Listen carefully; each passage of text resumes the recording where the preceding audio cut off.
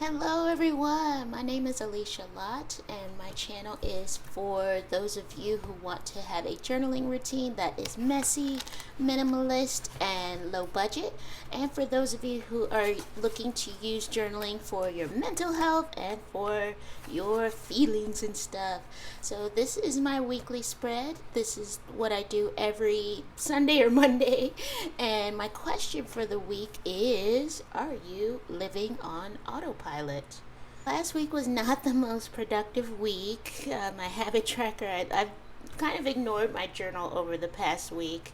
I've been in the process of moving and I'm officially in the new place now, and now it's a mess. Everything is everywhere, and just being able to set up my desk and have just clean space and have a little bit of quiet to be able to set up my journal for the coming week is a blessing. I'm very happy right now, and I put this heart here just to remind myself that, even though things aren't going perfectly, to just give myself some love and some compassion and just try to get through the week. So I didn't check off a lot of things on the boxes, but that is okay. We are going forward into a new week. Yes. Also, because I was moving, I had to switch my work schedule around a little bit, and somehow I got guilted into working this past Saturday. Usually I have Fridays and Saturdays off from work, so I wrote this. I was very tired in the evening, and there was not a lot of writing done over this past week. I had some blank pages. Just the change in schedule, change in environment, change in routine was kind of difficult for me, and I didn't realize that it would be so hard. I'm just trying to not put as much pressure on myself to kind of snap back into the old routine, because the routine's going to be different because I'm in a different environment. So I do have to deal with that. As I was packing last week, I was looking at a suitcase. I don't know why these things weren't in a box, but they were in a suitcase. I had just a pile of old pictures and just memorabilia, knickknacks, and just just old stuff. And I found 2 journals that I had forgotten about. There's another one. Okay, so this journal is about 10 years old. This one is roughly almost 20 years old. A couple of the entries, if I were to just change the wording slightly or just change some of the details, a lot of it is similar to what I would be writing today. That was a little shocking, just to see that there are certain parts of my life that have not changed. There are certain goals that I have had forever, or certain dreams that I've had for half my life that I have not really put a solid effort toward. I've kind of been dancing around and skirting around it, but I haven't really gone after it. So that really shocked me, just to see that from early 2000s. That is something that I'd like to work on more in the future, thinking about things that I really, really want in life and actually going after them. But having this, I was kind of depressed at first to think about that, but I can look back and see the mistakes that I've made and the things that I could have done differently, and now going forward I can avoid those mistakes, so that way 20 years from now I'm not reading my journal and having that same feeling. So yes, my question today is, are you living on autopilot? Do you think that you are being fully intentional with each day and really monitoring how you spend your time and really thinking about things that you have wanted to do in your life and actually putting your best self toward that, whatever it is? If it's a dream that you have to travel somewhere, if it's a certain amount of money that you'd like to save, maybe doing something with your physical health, instead of just thinking about it and dreaming about it, are you really checking off those boxes as I was not doing last week? Are you really doing those things that are going to lead you forward toward your dreams and your goals? So I realized 20 years ago, maybe I wasn't doing those things. I was not using a bullet journal 20 years ago. I simply just kind of wrote down my thoughts. I spent a lot of time just ripping and running and traveling and doing all of these things, and I was very much focused on the present. I want in the future to just be a little more intentional about how I spend my time. And speaking of that, I got a quote for this week by the wonderful Brene Brown. I definitely liked her book, Daring Greatly, and I want to read more of her work, but this is a quote from her. I don't have to chase extraordinary moments to find happiness. It's right in front of me if I'm paying attention and practicing gratitude. Let's get started on our weekly spread. And forgive me if my voice sounds a little lower. It is kind of early-ish in the morning on Monday, and I'm not too sure about the acoustics in this place, if I'm being too loud. I'm just trying to be a little quieter. We'll see how it goes. First, I will make my habit tracker for the week. So all of my daily tasks for this week.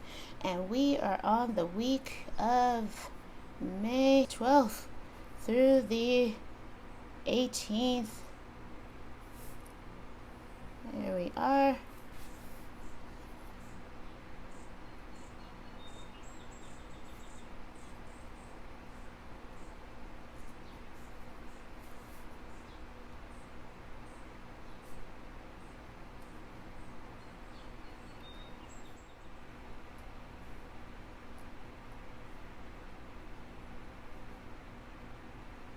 So this is my habit tracker. These are the things that I would like to do on a daily basis.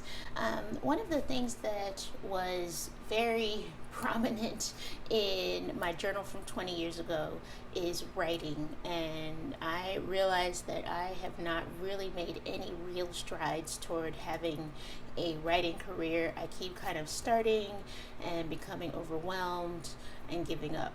And I want to avoid that this year and actually make strides toward writing professionally. So that's what I'm going to be working toward. I'm trying to be more focused on that, and I keep going back and forth. So right now I'm taking a writing course. I am a little bit of an online course addict, so I have stopped. For the most part, I have stopped purchasing new courses online, but this one was one that I actually purchased a long time ago, and I never finished it. So I'm going to just go ahead and finish it and actually do what the instructor is saying to do. So that is what I'm working on right now. I'm not sure if I need to maybe block off some time during my weekend, which is Friday, Saturday, or if I need to, just get rid of something in the morning, exercise maybe in the evening, something. So I'm still working out how each day is going to go. But yes, so this is my start for this week. And now it is time for me to do my to-do list.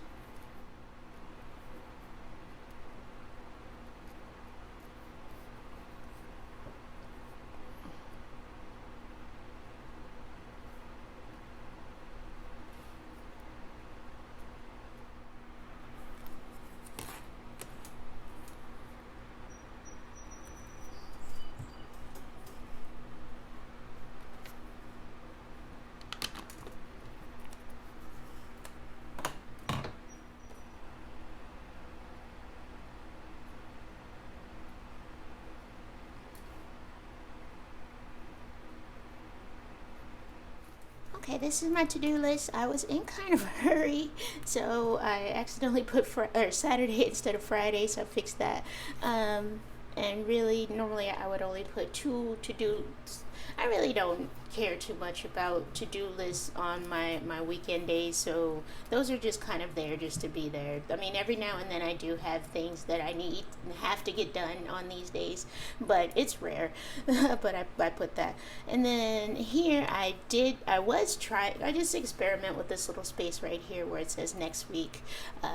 Before I was counting my steps that I did every day. Now I don't care. The app that I use that counts, my pedometer app, counts my steps for the week, and it's like, so why do I need to write them here? I don't know. So I'm gonna go ahead and put this space as just things that I jot down for the following week that I think of that I want to include in my to-do list. So yeah, that's something I did in the past. I stopped doing it for a while. I'm going to try it again. I like to, just change things up at the spur of the moment. I'm so spontaneous. Here I'm going to put weekly tasks. So these are things that I only need to do once or twice a week. And it does help me to have check boxes for these things versus just putting them on a calendar or trying to do some sort of reminders on my phone or something. It does help to visually see them every day and say, what do I need to switch around in my schedule to get this done?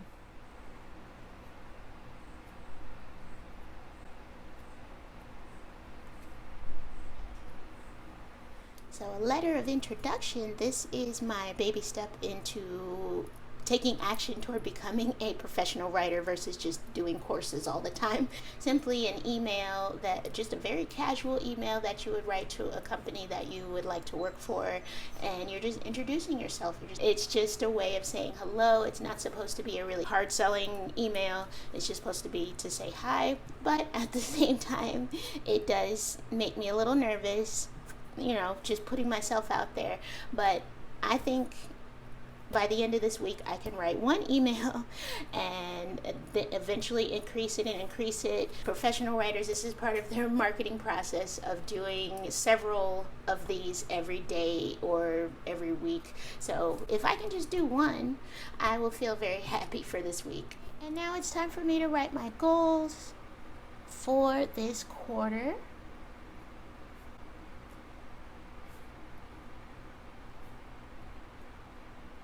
I haven't added any writing related goals just because I don't know what that would be just yet, and I try not to add things and then later have to take them away. So hopefully I can add something here very soon that would be toward the writing goal. In this bottom space, last week I did an intention for the week, and I really enjoyed doing that, so I think I will continue that this week. I don't know if it's going to be an every week thing that I do, but I enjoyed it, so I'm going to do it again.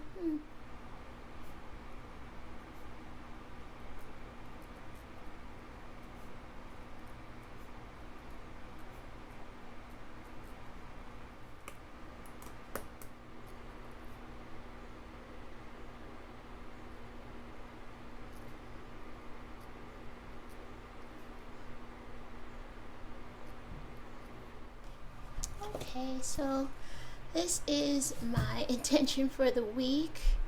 My intention is to handle the remainder of my 6-day work week with grace and positivity, and remember the valuable lessons I've learned about creating boundaries.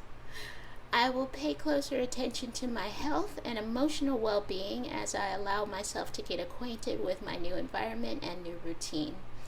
I will be kind to 2024 Alecia and 2034 Alecia.